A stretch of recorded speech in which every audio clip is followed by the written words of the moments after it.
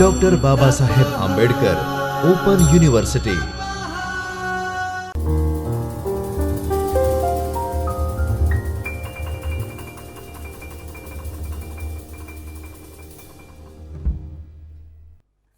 નમસ્કાર વિદ્યાર્થી મિત્રો, હું doctor Meena Rajput, assistant professor શિક્ષણશાસ્ત્ર વિભાગ, ડૉક્ટર બાબા સાહેબ આંબેડકર ઓપન યુનિવર્સિટીના ચૈતન્ય સ્ટુડિયોમાં આપ સૌનું હાર્દિક સ્વાગત છે.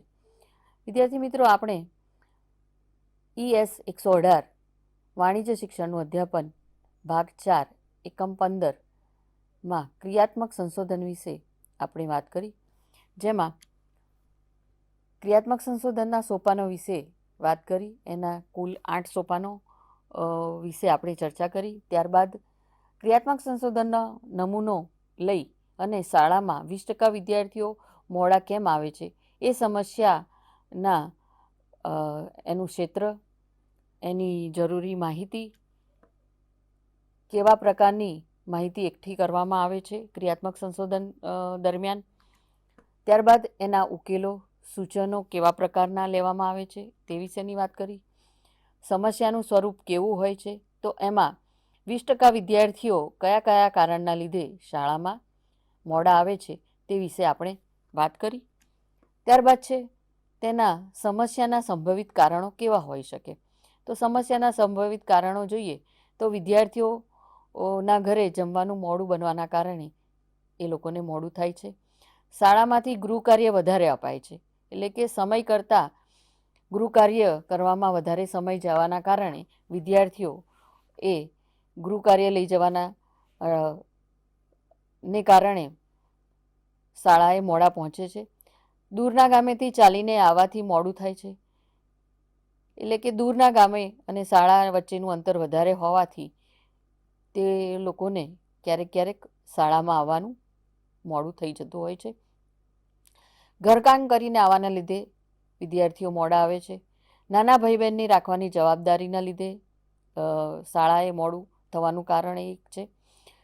આર્થિક પરિસ્થિતિ ઠીક ન હોવાને લીધે માતા પિતા કામે જાય છે ત્યારે પરિવારની જવાબદારી, ઘરની જવાબદારી, ભાઈ બહેનોની જવાબદારી વગેરે સાથે એ લોકોને શાળાએ આવવામાં મોડું થવાનું કારણ એ પણ અહીંયા આપણને જોવા મળે છે. ત્યારબાદ વિદ્યાર્થીઓને પારિવારિક જવાબદારી હોવાથી, આર્થિક પરિસ્થિતિના લીધે એ પણ કામે જતા હોવાથી વિદ્યાર્થીઓને શિક્ષણમાં રસ રહેતો નથી, કારણ કે રોટી, કપડાં, મકાન એ માનવીની પ્રથમ જરૂરિયાત હોય છે. તો એ જરૂરિયાત પૂર્ણ ના થાય ત્યાં સુધી એ બીજું કશું વિચારી શકતો નથી.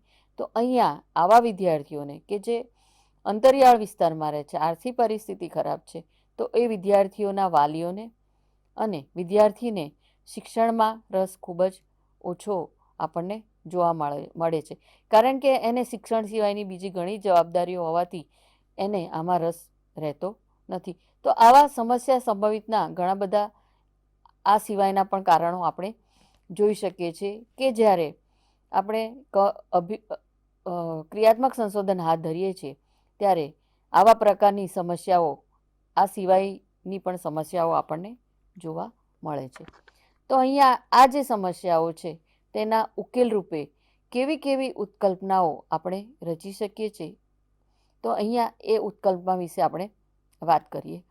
તો આ જે મોડા આવવાનું, શાળાએ મોડા આવવાના વિદ્યાર્થીઓના જે કારણો છે એમાં કેવા કેવા ઉકેલો આપણે મૂકીએ તો એમાં મોડા આવનાર વિદ્યાર્થીઓમાં આપણે સંખ્યામાં ઘટાડો કરી શકીએ. તો પહેલી જે ઉત્કલ્પના છે એ બેઠક કરી ગૃહ કાર્યનું સમયપત્રક તૈયાર કરી દરેક વિષયમાં પ્રમાણસર ગૃહ કાર્ય આપવા અંગે આયોજન કરવાથી આ સમસ્યાનું સમાધાન થઈ શકે છે. જે ગૃહ કાર્ય વિશેની જે સમસ્યા છે, જે કારણ છે, એમાં શિક્ષકો સાથે અને આચાર્ય સાથે બેઠક કરી અને સમયપત્રક મુજબ જે વિષયમાં વધારે ગૃહ કાર્ય આપવામાં આવે છે એ ગૃહ કાર્ય આપવાનું એક આયોજન તૈયાર કરવામાં આવે. વિદ્યાર્થીઓને થોડા સમયમાં જ ગૃહ કાર્ય પૂર્ણ થઈ જાય, સમજાઈ જાય, માર્ગદર્શન મળી જાય એ રીતે અહીંયા ગૃહ કાર્ય આપવું એ દરેક શિક્ષકને એક માર્ગદર્શન રીતે સમજાવી અને દરેક વર્ગખંડમાં વિદ્યાર્થીઓને પ્રમાણસરનું ગૃહ કાર્ય આપવામાં આવે તો ચોક્કસ એ લોકો સમયસર ગૃહ કાર્ય કરી અને શાળાએ મોડા ન આવે તેની તકેદારી રાખી શકાય છે. અને એ વિશે વિદ્યાર્થીઓ સાથે પણ મુલાકાત કરવામાં આવે તો શિક્ષક, આચાર્ય અને વિદ્યાર્થી તો આ દરેકની સાથે બેઠક કરી આ સમસ્યાનું સમાધાન અહીંયા આપણે કરી શકીએ છીએ ક્રિયાત્મક સંશોધન દ્વારા. શિક્ષણમાં રસ ન ધરાવતા વિદ્યાર્થીઓના વાલીઓને રૂબરૂ બોલાવી વિદ્યાર્થીઓને શિક્ષણ પ્રત્યે શિક્ષણનું મહત્ત્વ સમજાવી રસ જાગૃત કરી આ સમસ્યાનું સમાધાન થઈ શકે છે. એટલે કે જે વિદ્યાર્થીઓની પારિવારિક જવાબદારી વધારે છે, આર્થિક પરિસ્થિતિ સારી નથી, તો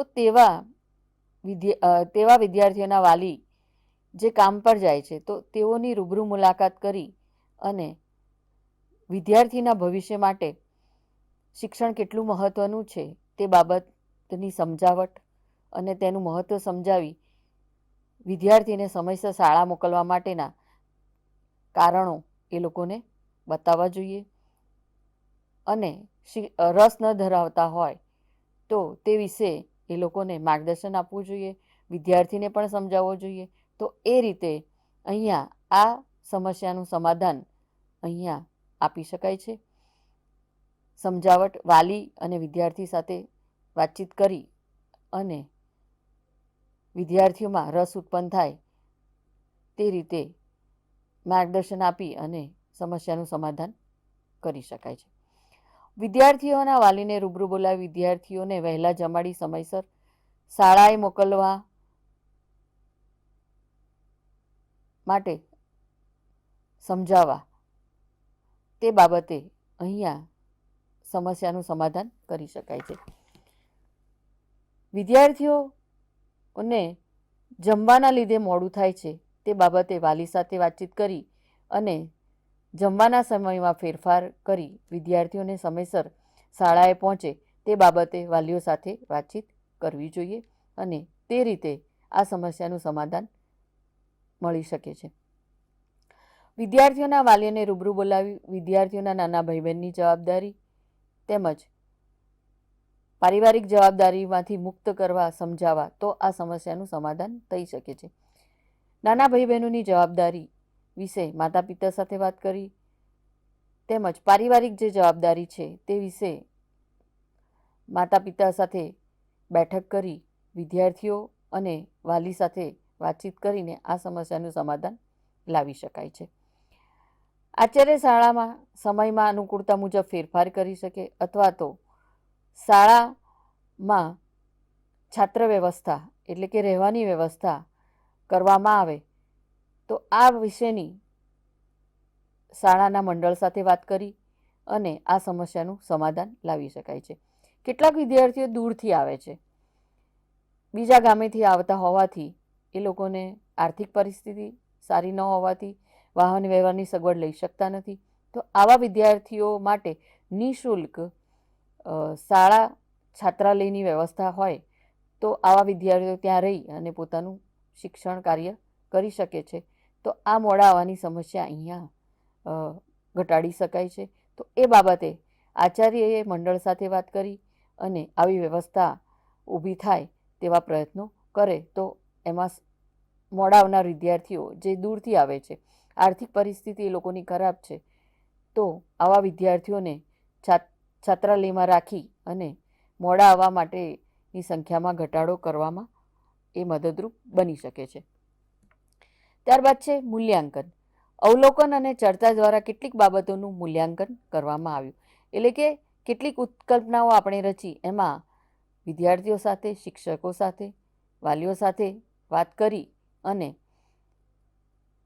ચર્ચા દ્વારા કેટલીક બાબતોનું મૂલ્યાંકન કરવામાં આવ્યું કે એમાં કેવા કેવા ફેરફારો આપણને જોવા મળ્યા છે. તો વાલીઓમાં વિદ્યાર્થીઓ તરફના સહકારમાં ફેરફાર થયો. વિદ્યાર્થીઓ શિક્ષણનું મહત્ત્વ સમજ્યા ખરા. શિક્ષકો ગૃહકાર્યના સમયપત્રકને અનુસર્યા. આચાર્ય શાળાનો સમય ફેરવવામાં પ્રયાસ કર્યો. એટલે કે અહીંયા મૂલ્યાંકન બાબતે આપણે જોઈએ તો વાલીઓ તરફનો જે સહકાર છે તેમાં ફેરફાર થયો છે. શિક્ષણનું મહત્ત્વ વિદ્યાર્થીઓ સમજ્યા છે. શિક્ષકો ગૃહકાર્યના સમયપત્રકને અનુસર્યા એટલે કે જે સમયપત્રકમાં ફેરફાર કરવામાં આવ્યો કે વિદ્યાર્થીઓને વધારે ગૃહકાર્ય આપવામાં આવતું હતું તેના કારણે મોડા આવતા હતા, તો એ સમયપત્રકમાં ફેરફાર થયો છે કે નહીં એ વિશેનું મૂલ્યાંકન અહીંયા કરવામાં આવ્યું. ત્યારબાદ શાળાના સમયમાં ફેરફાર કર્યો કે નહીં એ વિશે અહીંયા મૂલ્યાંકન દ્વારા આપણને જાણવા મળ્યું. ત્યારબાદ એના તારણો છે. મૂલ્યાંકન બાદ તારણો પર આપણે આવીએ તો કેવા પ્રકારના તારણો આપણને જોવા મળ્યા છે ક્રિયાત્મક સંશોધન પછી. તો પ્રથમ તાસમાં મોડા આવનાર વિદ્યાર્થીઓની સંખ્યામાં 10%નો ઘટાડો આપણને જોવા મળ્યો છે. ત્યારબાદ છે વિદ્યાર્થીઓની આર્થિક સમસ્યાનો ઉકેલ લાવી શક્યા નથી. એટલે કે એવા વિદ્યાર્થીઓ છે કે જે ની સમસ્યા આર્થિક હોય છે, એની સમસ્યામાં આપણે કોઈ પણ જાતનો ફેરફાર કરી શક્યા નથી. ત્યારબાદ છે 10% વિદ્યાર્થીઓ જે મોડા આવતા હતા તેમાં સુધારો લાવી શક્યા નથી, કારણ કે શાળાના સમયમાં ફેરફાર કરવો એ શક્ય નથી. એટલે કે જે વિદ્યાર્થીઓ મોડા આવતા હતા એ સમયમાં ફેરફાર કરવાના કારણે જો સમયસર આવી શક્યા હોત, પણ એ સમયમાં ફેરફાર કરવો એ શાળા કક્ષાએ અથવા તો આચાર્ય કક્ષાએ એ શક્ય બન્યો નહીં. તો અહીંયા આપણને એવા 3 પ્રકારના કારણો જોવા મળ્યા છે કે જે માં મોડા આવનાર વિદ્યાર્થીઓમાં 10%નો આપણે ક્રિયાત્મક સંશોધન દ્વારા ઘટાડો અહીંયા જોઈ શક્યા છીએ. તો વિદ્યાર્થી મિત્રો, અહીંયા આપણે ક્રિયાત્મક સંશોધન અર્થ, એની વ્યાખ્યાઓ, લક્ષણો, મહત્ત્વ, કેવા પ્રકારની સમસ્યાઓ ઊભી થાય છે શાળામાં અને વર્ગખંડમાં. ત્યારબાદ એક સમસ્યા સાથે આપણે વિદ્યાર્થી શાળામાં મોડો કેમ આવે છે, એટલે કે 20% વિદ્યાર્થીઓ મોડા આવે છે, એના કયા કારણો, કઈ સમસ્યાઓ હતી એ વિશે આપણે એના ઉકેલો અને છેલ્લે એના તારણો પર આપણે આવ્યા અને આપણને કેટલાક એવા તારણો મળ્યા જેનાથી 10% વિદ્યાર્થીઓને મોડા આવવાની સંખ્યામાં આપણે ઘટાડો જોવા મળ્યો છે. તો અહીંયા આ સંશોધન દ્વારા આવી નાની વર્ગખંડની સમસ્યાઓ અને શાળાની સમસ્યાઓના ઉકેલ માટે ક્રિયાત્મક સંશોધન ખૂબ જ મહત્ત્વનું અને ઉપયોગી એ સંશોધન છે. તો વિદ્યાર્થી મિત્રો, અહીંયા તમે પણ પોતાની શાળામાં આવું એક નાની સમસ્યા સાથે ક્રિયાત્મક સંશોધન હાથ ધરી શકો છો અને વર્ગખંડની તેમજ શાળાની સમસ્યામાં એ ઘટાડો તમને ચોક્કસ રીતે જોવા મળશે. તો વિદ્યાર્થી મિત્રો, અહીંયા આપણે ક્રિયાત્મક સંશોધન વિશે નું જે એકમ 15 છે એ અહીંયા પૂર્ણ કરીએ છીએ. હવે એક નવા સંશોધન સાથે આપણે ફરી મળીશું. નમસ્કાર. સ્વાધ્યાયઃ પરમં તપઃ